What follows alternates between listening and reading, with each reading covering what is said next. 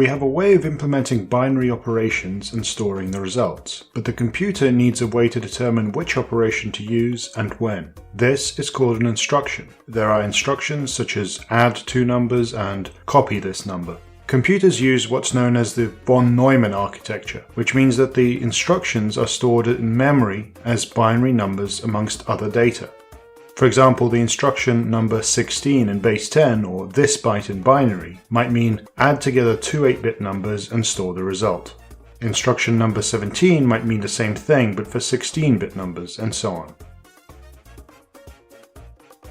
When the computer encounters an instruction, it will use a comparison circuit which we looked at in a previous section to switch on the logic circuit for the necessary operation. If the byte is equal to 16, switch on the add circuit. How does the computer know when a byte is an instruction or not? 16 might be the instruction to add, or it might be the number of coins in a video game. Well, everything has to do with the precise order in which the bytes appear in memory. First comes the instruction byte. If the instruction is to add, the computer will need the two memory addresses of the things being added and the memory address where the result is to be stored. Remember that memory is like post boxes for a big apartment building with a unique address on each byte. In the case of modern 64-bit systems, addresses are 8 bytes long. Therefore, the entire add instruction has one instruction byte and 24 bytes of addresses, 25 in total. On the other hand, if the instruction is to copy a number, it just needs to be followed by the origin and destination addresses, meaning the whole thing takes 17 bytes in total. The trick is that each type of instruction always takes up a set number of bytes, and crucially, the next instruction immediately follows on after the previous one. So when the computer encounters the add instruction, not only does it carry it out, but it knows that the next instruction is precisely 25 bytes long. To start with, the computer interprets byte number 0, the one at the very start of memory, as an instruction, and thereafter goes from instruction to instruction. Conversely, if there has been an error and the next instruction is not where it's supposed to be, tough luck, the computer will probably crash. How does the computer actually carry out an add instruction? The number from the first address is loaded into one input register and the second address into another input register. The add circuit is enabled and it does the addition. Then, after a sufficient number of clock cycles, the result can be written from the output register to the required address in memory. What happens if the instruction is to add two 16-bit numbers together? The computer simply goes to the address of number A, and instead of getting just one byte, it gets that byte and then one immediately after. The same for number B and the result C. A computer program is a collection of instructions and addresses to be done in order. The computer goes from instruction to make the program run. Let's look at a specific example, part of the game, which is just a program after all, where the player has a wallet with coins in. This is what the contents of memory might look like. Byte number 0 is the instruction to add. Then come two addresses, the address of the wallet total and the number of coins the player has just found. The third address is the wallet again. After the addition, the wallet total will be overwritten. No matter what, the computer will now interpret byte number 25 in memory as an instruction. It is another add instruction, the addresses of the wallet and an amount of coins the player has made from selling items, or the inputs. The wallet address is the output again. The next instruction is 25 bytes further along, at byte 49. The program keeps going on with millions of other instructions required to make the game function. In this case, the wallet total is being used a lot, so it will probably be held long term in the processor's cache, as well as the RAM. When the player saves the game, it will be written to a save file on the computer's hard disk. To summarize, the computer interprets certain bytes in memory as instructions for which operation to carry out. Computer programs are stored in memory. They are just large sequences of instructions, memory addresses and numbers. The computer goes from instruction to instruction like clockwork, always knowing based on the type of the current instruction how far along the next one is.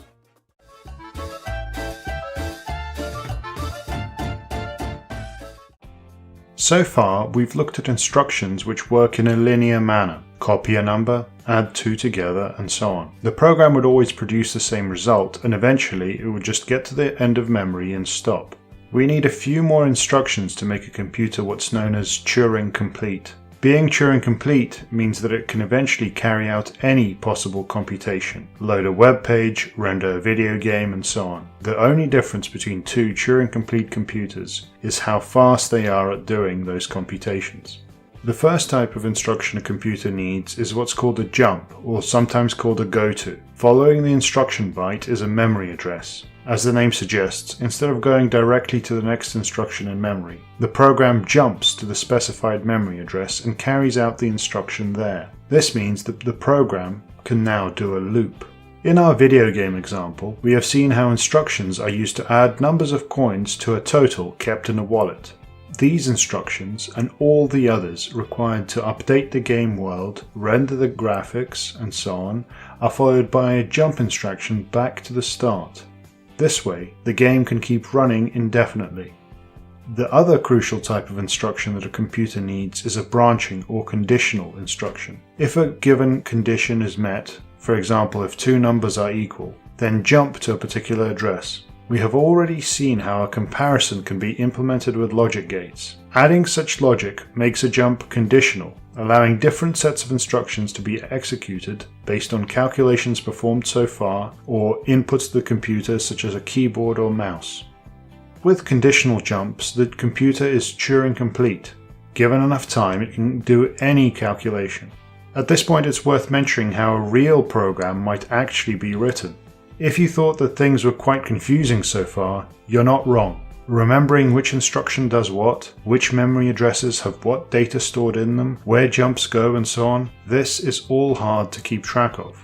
Programmers typically work with what are referred to as high-level programming languages. This means that all the nuts and bolts of instructions and memory addresses are hidden away and instead life is made easier for the programmer.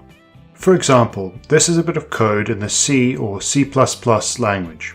This code is readable by humans. If A is greater than B, set Q to be A. Otherwise, when B is greater or equal to A, set Q to be B. In other words, the number Q will end up with whichever number is larger out of A or B. This is easy to understand for the programmer and anyone who tries to read it. A program called a compiler will take this code and arrange it into the correct set of instructions, sort out where the variables are stored in memory, where to jump, do we need to use 16-bit or 32-bit numbers, and so on. This is what's referred to as compiling the code. There are many aspects of programming languages which simplify the job of the programmer, but one of the most important is the idea of a function or method. In mathematics, the square root is a function which takes a number and returns another. Certainly there are implementations of the square root function in computer code, but there are also more arbitrary functions and methods, such as for fetching emails and so on. Say that a program needs to evaluate the square root of different numbers repeatedly. The instructions which comprise the square root function need only be stored in memory once. Whenever the function needs to be used or called, the computer will jump to the function's location in memory, carry out the instructions, and jump back with the result to the place in the program where it left off. Functions and methods can be compiled into libraries so that programmers across time and space can share useful code that they've written.